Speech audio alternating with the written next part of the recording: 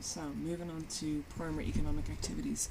Please don't move on unless you've gone through the last presentation, the physical processes, and you have filled out the table. And what else did you have to do? Oh yeah, there's loads you had to do. So please don't move on until you do go back and have a look at that presentation, because you've got to mark up a lot of stuff in the booklet, the maps, etc. And some of this won't make sense unless you've done that. So we are going to be focusing on agriculture, extremely important primary economic activity in Brazil. We'll come back to do forestry and mining another day. Right, so we're going to be looking at the usual things: climate, soil, drainage, relief, how these physical factors influence it, why it's important to the Brazilian economy, and how it's developed. We'll also be looking at the importance of the human factors, so markets and government intervention. So, why is it important? It accounts for 25% of Brazil's GDP. Now, this is massive. So Brazil is pretty much one of the world's largest producers and exporters of food at the moment, and this is reflected in this figure. So of all of the wealth produced by goods and services in Brazil, a quarter of that comes from agricultural produce. Now this is actually an old figure because it's increased. So in 2018, let me just change that. Agricultural produce accounted for 40% of all exports in Brazil. So again, hugely important. So of everything that was exported, 40% of that was related to agriculture. One of their most important markets is the EU. We buy 42% of coffee, sugar, and their crops as well. So based on these statistics, Brazil is considered to be a superpower in terms of food production and exporting. Now, what are they actually producing and exporting? Coffee, orange juice, sugar cane. Do you know what that is? That is tobacco. So it is ranked the world number 1 for all of these, and that's in terms of agricultural produce and exports. Chickens, isn't that disgusting? Soya bean, extremely important. And beef, it's ranked number 2 in the world for production and export. So major produce.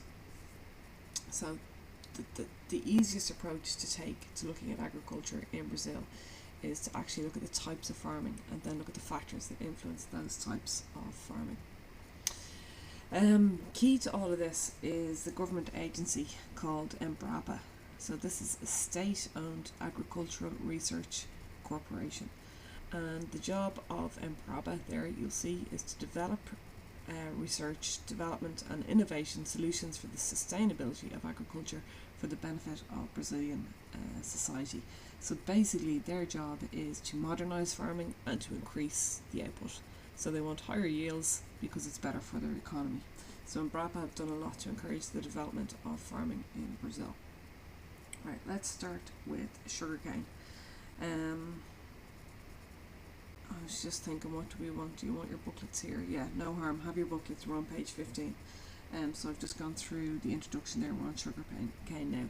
Sugarcane is very important historically in Brazil because it was one of the first commercial crops grown. So when the Portuguese landed there, basically they realised that the conditions were perfect for the growth of sugarcane, and there was a ready-made market in Europe and in Portugal for sugar. So that's what they did initially. The sugarcane was exported to Europe, and it was processed into sugar in Europe, and that was back in colonial times. But sugarcane is still quite important now, but for different reasons. Just going to take a look at where it's grown.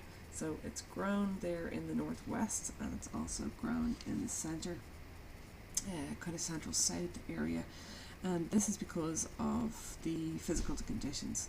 So in both of these areas here, this tropical, even though in the northwest we're verging on, do you remember that semi-arid area? So full sun, high temperatures. There would be fertile soils, but in the northwest area there, so up here, where's my mouse gone? They would need irrigation because of the lack of rainfall. But here, where there's a lot of sugarcane here, there would be adequate rainfall year round. Right, what sugarcane is really important now is as the raw material for a fuel called ethanol. So you see this here? So this is common all across Brazil, that when you go to the petrol pumps you have a choice between petrol, diesel and ethanol. And ethanol is a fuel for vehicles. And it's made out of sugarcane. So 50% of all sugarcane today is now crushed and used to make ethanol. The reason this happened is because during the 1970s there was a global oil crisis, and the price of oil went through the roof, and the Brazilian government could no longer afford to buy it, so they decided to make their own fuel. So what they did was they developed the National Ethanol Programme, and they encouraged farmers to grow ethanol and to process it into a fuel. And the reason for this was they didn't want to buy fossil fuels anymore. And they did three main things. So to encourage farmers to grow ethanol and process it into a fuel, they did three things. They provided low interest loans for farmers who diversified into the ethanol business, and this is referred to as agro-industrial. So agro, not because they're all fighting with each other, but because it's agricultural, and industrial because it's manufacturing as well. So they're actually growing the sugarcane and they're processing it into ethanol. So loans were given to farmers at very low interest rates in order to diversify into this. Secondly, there are set prices for ethanol. So it's not like here where if you buy petrol or diesel, the price can vary, it can go up and come down. The government controls the price for ethanol, and it was sold for slightly cheaper than fossil fuels, and this just meant that there's a guaranteed price for the ethanol producers and that it was competitive at the pumps. Thirdly then, there was guaranteed purchases by state-owned companies of ethanol. So basically bus companies, anything owned by the state, all of their vehicles were ethanol vehicles, so they were guaranteed to buy it. So there was a lot of incentives there for farmers to grow sugarcane and process it into ethanol. And like I say, it is good in Brazil. What's next? Because the climate and relief help it. So, nutrient-rich soils, full sunshine, high temperatures, moist but not wet soil, and irrigation is required in the northeast. So it's grown in the northeast and the south central, and the main human factor that drives this is the National Ethanol Programme, which is the government's drive to encourage farmers to produce sugarcane and turn it into ethanol. Currently 900,000 people are employed in sugarcane production, so very important. Next one then is soya. Soya is one of the biggest cash crops grown in Brazil, hugely important. Of all of the arable farmland, half of it is given over to growing soybean. And soya is basically, the main use of it is as a feed, an animal feed, because it's high in protein. So if you're vegan, you probably have a lot of soya in your diet because it's a good source of protein. At the moment, they grow a soya on an area the same size as Britain, so that will give you an idea of the kind of scale of this. And because it's a cash crop, it's grown specifically to be exported. Most of it goes to Europe and America, and it's used to feed our chickens and our pigs. Then else, let's see. So where is it grown? Initially, it started off in the south and south central, so in the area known as the Cerrado. And if you remember, we talked about the Cerrado the last day. It's a type of vegetation that's found in the Midlands. It's kind of grasslands. Originally it was thought that it was going to be unsuitable because the soils here are quite acidic and they don't have a lot of natural fertiliser. But Embrapa, so remember these are the government agency responsible for modernising farmers, what they did was they added lime to the soil because the soil was very acidic, and they also worked on a variety of modified soya that would grow in a tropical climate. And they've created a variety of soya that's more tolerant to acidic soils. So they have basically scientifically researched and produced better, or not better, but more types of soya that are more adapted to grow in tropical climates and the types of soil that are there. The continuing liming and fertilising of the soil though proved too expensive over the years. So what they do now here is they use a system of no-plough farming, and we did cover that in geoecology, whereby you don't remove last year's leftover bits of soya, you leave it on the soil, and then this increases the amount of organic matter and therefore humidification, and it adds on to more water, etc. So now they use a system of no-plough farming in combination with varieties of soya that grow better. So you're looking at soya here, and the bit that they use for animal feed is the bean. So this is soya, and inside it there is the soybean, okay? And that's the bit that's used for animal feed. So to summarise, physical factors. It's grown in the centre, the Cerrado. The other thing I forgot to mention here is the relief. So it's it's quite flat in this area, and it allows for intensive mechanisation. This means that most of it, it doesn't employ a huge amount of people. Most of it is done by machinery, and only one person is employed per every 400 hectares.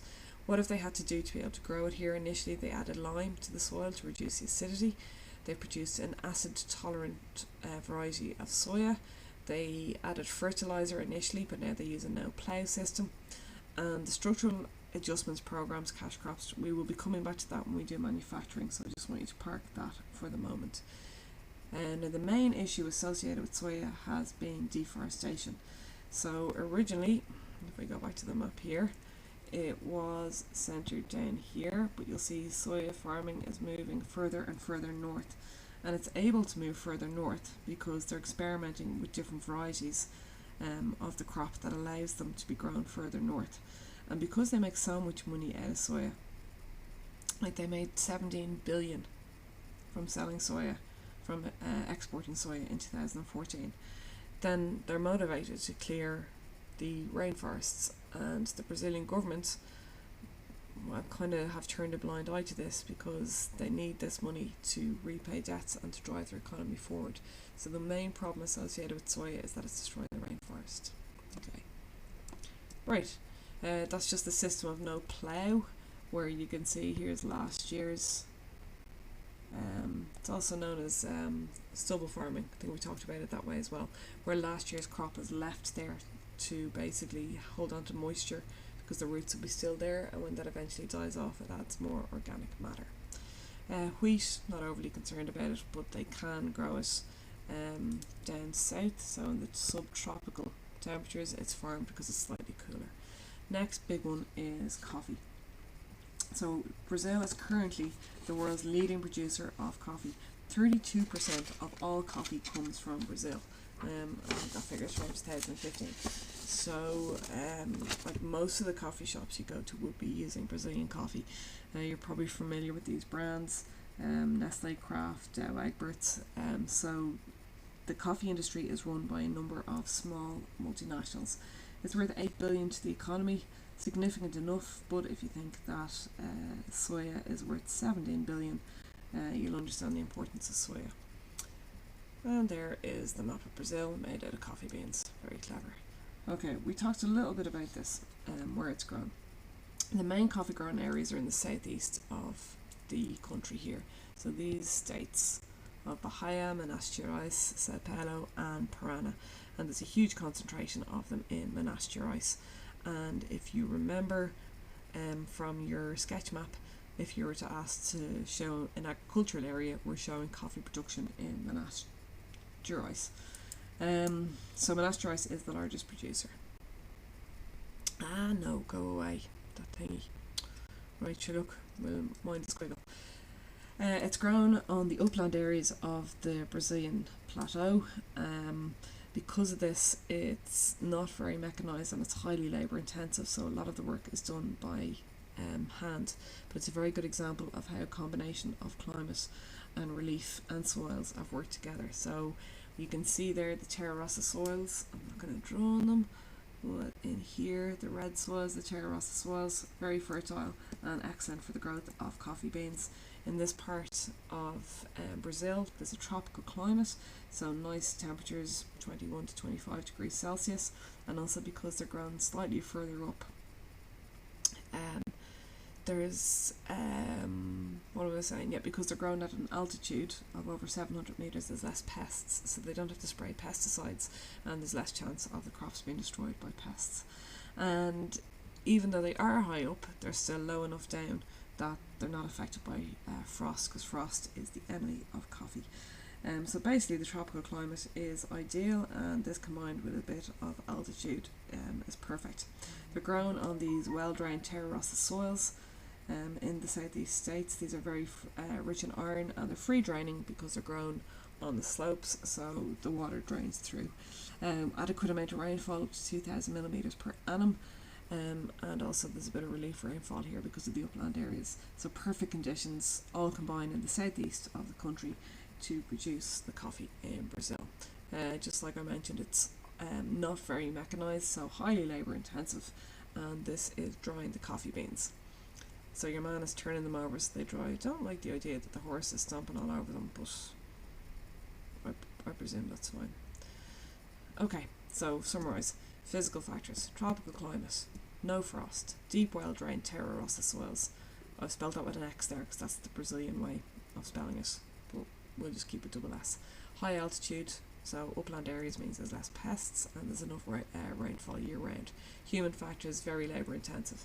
Now at this point I'll just mention that the southeast of Brazil is one of the most densely populated areas of Brazil, so that means they have access to a large labour force. So it doesn't really matter that it's very labour intensive because they have loads of people who want to work. I'll leave this with you. This is Gary Larson, one of my favourite cartoonists. Wrote a comic book called The Far Side for years. This and Calvin and Hobbes, loved them. So Brazil is the world's largest exporter of beef. There's almost 200 million cows. Like, there's basically almost one cow for every person in Brazil. That's mad. So think about it. If the cows decided to get together and stage a revolution, they possibly could end up taking over Brazil. Like, just one person each. But that's completely irrelevant. Okay. So again, sorry, I'm just closing the window because it's cold. A very, very important agricultural activity. World's largest exporter of beef. Cattle ranching takes up 75% of all agricultural land, and the beef industry is worth $4 billion to the Brazilian economy. It takes place everywhere in the country, but there is a large concentration of it in the west central, in the Cerrado area, and we've talked about this. So this is the state of Mato Grosso, I think. Cerrado, oh it is, it's written up the top. So this basically means thick brushland. 30 years ago, it was covered in this savanna brushland. Now, you can't keep millions of cows on savanna brushland, so something has happened. This state currently ranks among the highest in Brazil for the production of cattle and soya. It wouldn't do that if it was still covered in savanna brushland. Okay. The only reason why that is possible is because this bushland has been cleared and instead they are growing grass in it. And they've been able to do that because a variety of grass has been developed and imported by Embrapa, so that's a state agency from Africa, and basically it turns the Cerrado into pasture land. So nowadays it's not thick bushland, it's grass, it's a variety of grass that can grow there. And this is important because this comes up in your short questions in the Leaving Cert a lot. You're shown satellite images and you're asked to identify what's happening, and in fact this is what this is showing you is deforestation.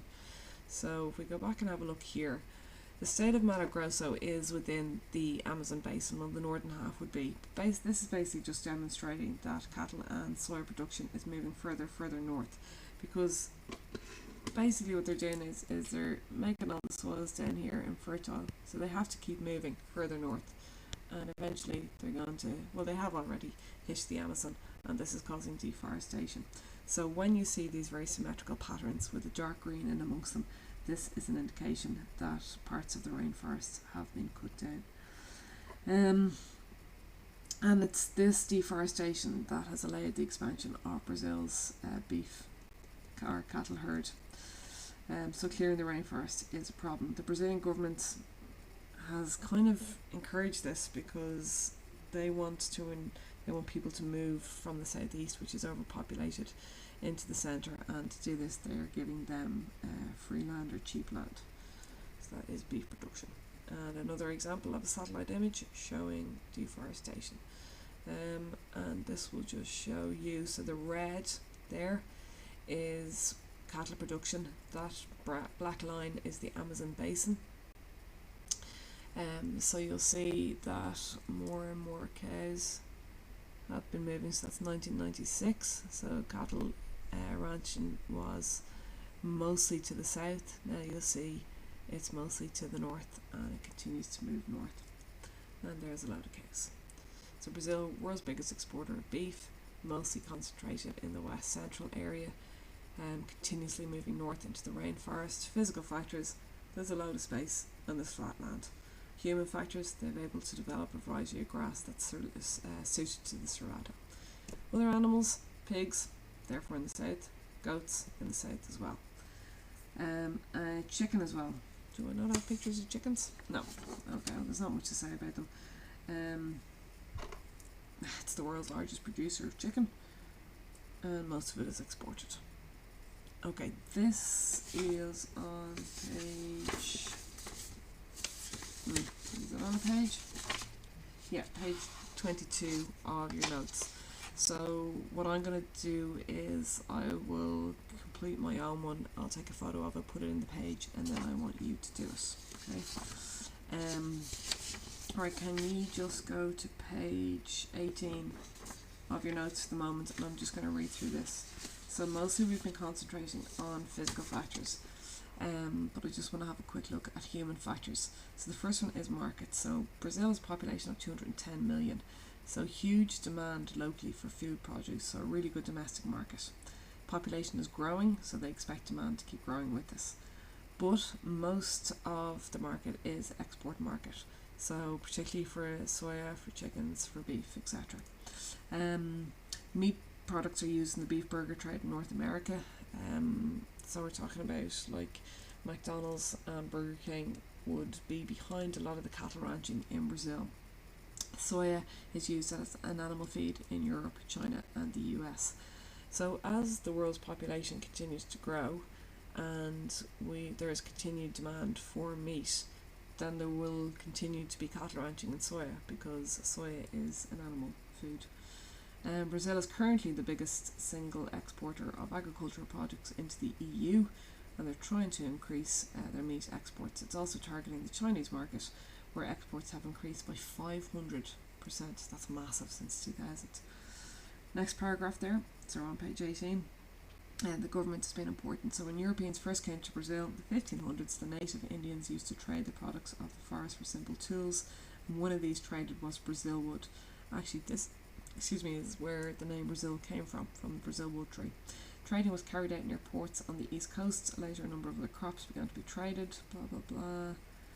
Do we care about this? No, not so much. But the bottom part is important, where it says Embrapa initiative. So what has Embrapa done? They introduced high-yielding grasses from Africa for cattle farming. So this was to allow cattle farming to occur in the Cerrado and Mato Grosso. They encouraged farmers to add lime to the soils of the Cerrado to reduce acidity. So that would have been for soya. They developed a variety of soya that's better suited to the Cerrado and its climate. And they developed a short-cycle soya plant that allows 2 crops a year, therefore doubling output. So I'm not sure if that comes under the heading of genetic modification, but there you go. Okay. Next thing you're doing is this table, because there is a huge amount of information there. Where's my notes gone? Alright, and this is what I want you to do. So, in terms of the types, okay, you're going to start off with sugarcane. You're going to say where that's grown and the factors that influence its growth. Then you're going to go to soya, then coffee, then cattle. Okay, so you need to go back through the notes and you need to talk about the location. Then you need to talk about the factors. So for example, with sugarcane, the factors will be government policy, because they developed the National Ethanol Programme. Briefly explain what 3 things they did to encourage farmers to grow sugarcane. but also climate would be important there. In terms of soya, one of the main factors would be markets. Explain that it's a cash crop. Another one of the main factors there would be EMBRAPA and government intervention. What have they done to enable soya to be grown? And another important factor for soya would be relief. For coffee, mostly climate and relief. For cattle, markets again, and what EMBRAPA have done in terms of being able to grow pasture land in the Cerrado. Okay, so I just want you to keep it short and sweet and get the main points in there, and I will post a completed table. Please do this stuff though, it's really important for internalising the information. Right, okay, higher level, you will not be getting an essay, because if you look at page 19, you will see that it came up. I'm just going to get rid of this, sorry. If you look at page 19, you'll see that it came up in 2019. Ordinary level, you will be getting an essay. I want you to go to page 20. We're going to do a combination of 2017 and 2015, because I do think this will come up this year for you guys. But I'm going to post a detailed explanation of how to approach this on the page. So, higher level, well, first of all, everybody, after you go through this and read the notes, you are going to complete the map and you're going to complete the table. And I'm pretty sure there is a crossword. Shuffling the pages. But yeah, I'll add it to the page and your instructions, so you're not just sitting here in the dark listening to me turning pages. Yeah, there's a few other things I want higher levels to do. Right, I will just stop waffling on and I will post instructions. And that completes our session on agriculture in Brazil.